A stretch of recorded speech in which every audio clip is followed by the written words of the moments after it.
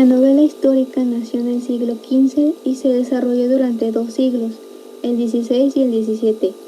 Entre sus características se encuentra que respeta o reproduce las relaciones problemáticas entre un protagonista y un universo. También busca en la historia escrita o en las tradiciones orales el universo novelesco o el protagonista histórico. El novelista escogerá como protagonista un personaje histórico de segunda fila, a fin de conservar más libertad a la hora de escribir sus relaciones o conflictos. Sin embargo, lo más característico de este tipo de novela reside en la aparición de una visión del mundo o cosmovisión que se parecen mucho a una conciencia histórica.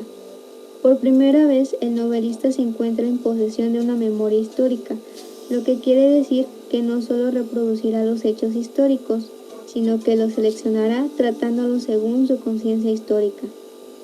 De 3 formas se pueden construir novelas históricas: alejándolas en el tiempo y llegando a lo que pudiera llamarse novela arqueológica, o alejándose hasta la generación de los abuelos, o escribiendo cerca de la actualidad histórica contemporánea muy presente.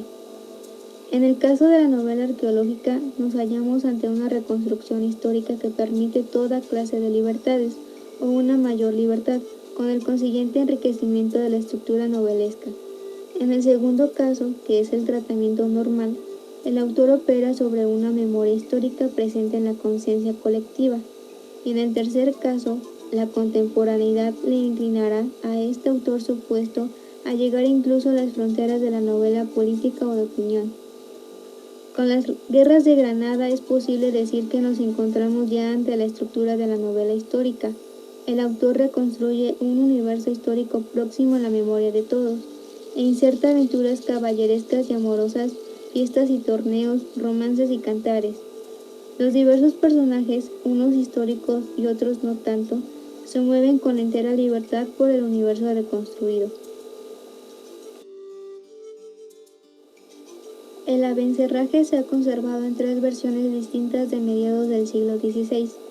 La crítica ha preferido siempre, dada su pulcritud y austeridad estilísticas, priorizar la versión de Antonio de Villegas. La versión más antigua del abencerraje, a la que se da título de crónica en atención a su primera frase, crónica del ínclito infante don Fernando, no corresponde al texto original, pero es la que más próxima está de él entre las que se han conservado. La tercera versión conservada es la interpolada al final del capítulo 4 de la Diana de Montemayor, en la edición vallisolentana de 1561, y es la más alejada del texto original. De los datos proporcionados de la crónica, se desprende que su autor fue un escritor con bagaje de marchamo italiano, lector de novelas caballerescas, admirador del romancero y apasionado de la lírica garcilasiana. La versión de Villegas hace gala de un estilo sutilmente depurado y suaviza el intenso erotismo de varias escenas, lo que debió de contribuir a que la crítica de mediados del siglo XX la prefiriera frente a las otras, ya que seguramente por inercia siga gozando de una mayor aceptación del público lector todavía en el presente. En cuanto a la versión que con toda probabilidad escribió Montemayor, constituye una bella recreación que amplifica la faceta psicológica y sentimental del relato, al tiempo que musicaliza el estilo neutro de las versiones anteriores. Para comprender mejor cómo se va a dar el universo histórico de nuestra novela, es importante que nos pongamos en contexto. Ubicación geográfica. Los árabes tomaron la península en la que hoy se encuentra el país de España en el año 718 después de Cristo, correspondiente al siglo VIII, denominada en aquel momento como Al-Andalus, y como pueden ver en el mapa, dominaron prácticamente todo. Con los años, ellos fueron perdiendo territorio y los españoles originales, pertenecientes a diferentes reinos, fueron reconquistándolo. Granada era el punto clave, la ciudad capital, y fue el último rincón árabe en rendirse. Esto ocurrió en el año de 1492. Para eso tenemos aquí la pintura de la rendición de Granada. en el que los reyes católicos reciben las llaves de la ciudad por parte del último rey árabe. Posteriormente, ahora estamos viendo el mapa en el que se hace el desarrollo de la historia de el Abencerraje y la hermosa Jarifa, donde nosotros podemos ver a Lora, Coín y Antequera.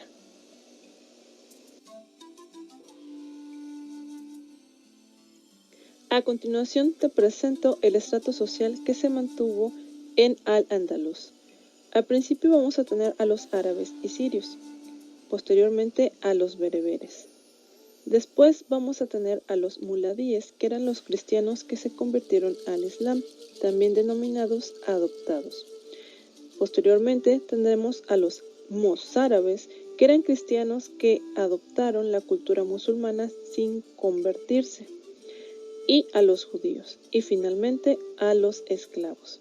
Ahora bien, si te estás preguntando, ¿quiénes son los moros? Bueno, la palabra moros hacía referencia a los árabes y bereberes, que eran los invasores de la península. Sin embargo, el término oficialmente le corresponde a los bereberes, que en latín se denominaban maurus, que significa habitantes de Mauritania.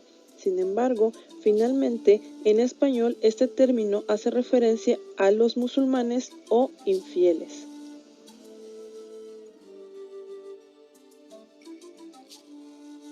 Ahora ya conocemos cuál fue el espacio geográfico que habitaron y también quiénes fueron los moros. Sin embargo, es importante retomar que, después de la toma de Granada, hecha por los reyes católicos, los acontecimientos para los judíos y los moros se convirtieron en algo desastroso, ya que se empezaron a realizar conversiones masivas o menos forzadas. Sin embargo, posteriormente el Papa Clemente VII y Carlos V empiezan a expulsar a los moros, por lo que son perseguidos. Ahora que ya estamos en contexto, vamos a entrar de lleno a la historia del Abencerraje y la hermosa Jarifa. No sin antes mencionar que esta da pie a la novela morisca. La novela a grandes rasgos. Rodrigo de Narváez se convierte en alcalde de Antequera y Alora. Sus soldados se encuentran con el moro Abindarráez. El moro derrota a los soldados, pero llega Rodrigo, pelea con él y lo vence. En este proceso, Rodrigo de Narváez ve la valentía que tiene el moro en la batalla. Posteriormente, Rodrigo y el moro platican, y el moro le describe la desgracia causada por el rey de Granada a los Abencerrajes, y luego su historia de amor con Jarifa, con quien crece pensando que era su hermana. Rodrigo lo deja ir con la condición de regresar en 3 días. Abindarráez se encuentra con Jarifa y se casa con ella. Se entregan y le cuenta su situación, y ella decide acompañarlo. Cuando van juntos de regreso con Rodrigo de Narváez, se encuentran a un hombre viejo, quien les cuenta la historia de amor de Rodrigo y una dama casada. Después llegan con Rodrigo y él los recibe y los deja en libertad. El moro le pide a Rodrigo de Narváez que interceda por él para que el padre de Jarifa los perdone. Rodrigo le escribe una carta al rey de Granada pidiendo que los perdone, y posteriormente, cuando Jarifa y Abindarráez regresan a su castillo, le mandan a Rodrigo de Narváez un presente que consistía de caballos, oro y armas. Sin embargo, Rodrigo le regresa el dinero.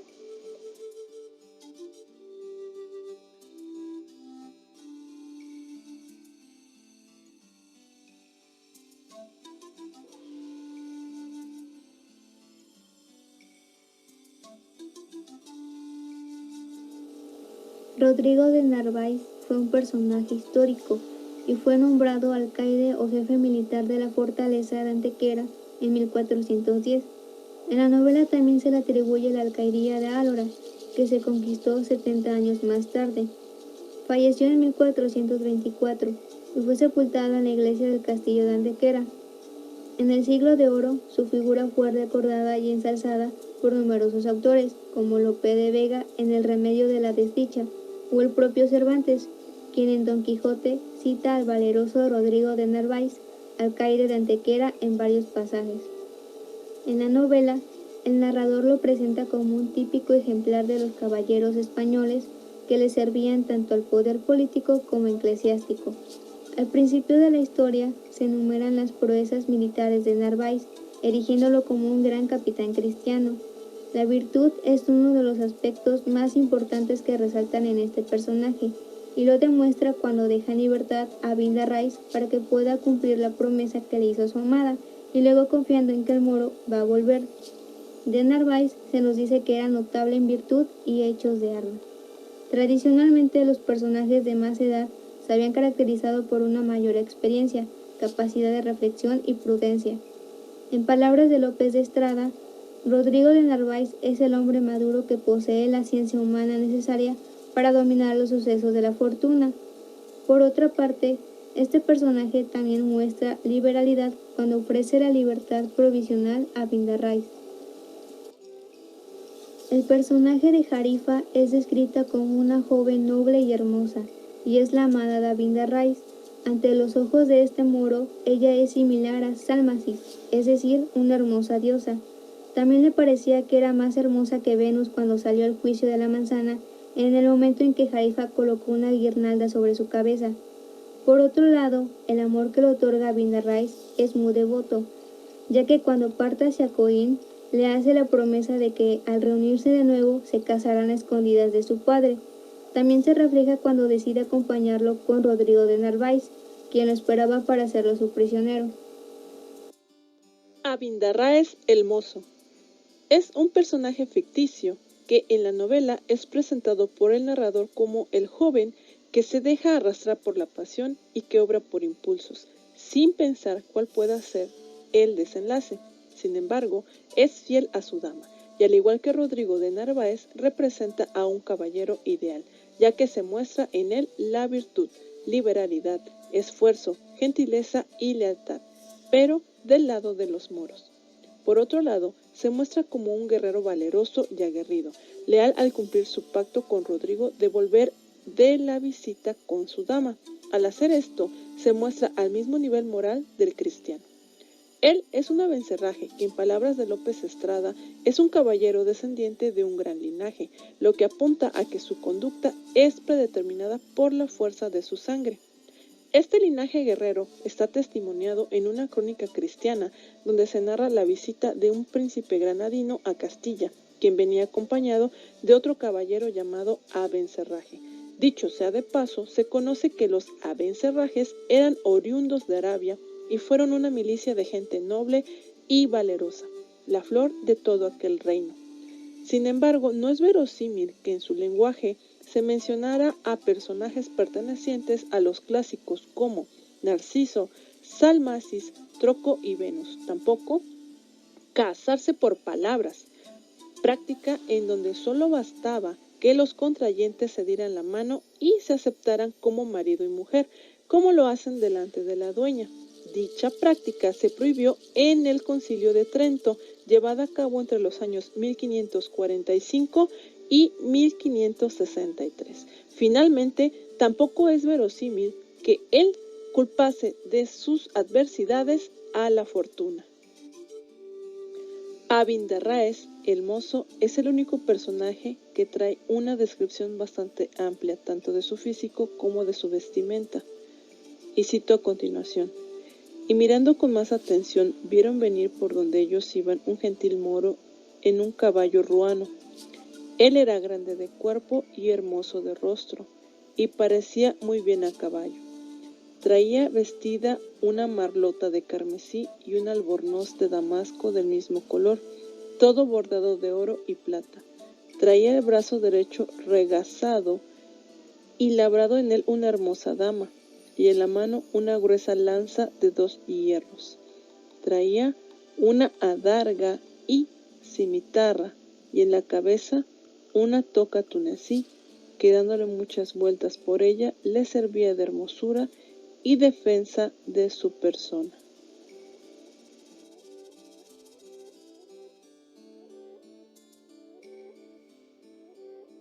Motivos literarios que vamos a encontrar dentro de la novela.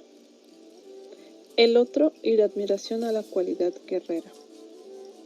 La virtud, el honor, la liberalidad, el esfuerzo, el amor, la lealtad, el perdón, la confianza, la religión y la gentileza. Comparación. Primeramente vamos a tener a Rodrigo de Narváez, quien es un hombre cristiano, de tez blanca, en edad madura, experimentado, leal al rey y a las leyes, y es famoso y muy conocido. En segundo lugar, vamos a tener a Vindarráez, el mozo, quien es un moro. Es de tez morena, es un hombre joven, bello, con cuerpo fuerte y es ágil, y utiliza ropas lujosas. Ambos comparten la virtud, la liberalidad, el esfuerzo, la gentileza y la lealtad. También son excelentes guerreros y ambos han ganado la batalla contra el dominio de sus pasiones. Como podemos observar, la virtud está en ambos caballeros. También tienen principios senequistas y erasmitas. Ambos son quienes cumplen los ideales caballerescos y nos dejan ver cómo cristianos y musulmanes pueden convivir en paz y tolerancia.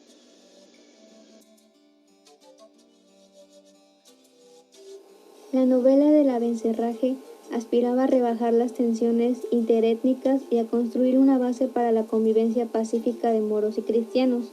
Idealiza a sus enemigos, pretende que nazca el respeto por la dignidad del hombre, cualquiera que sea su clase social, color o religión. Tolerancia renacentista, idealizando que todos los hombres somos iguales y en todos cabe la virtud.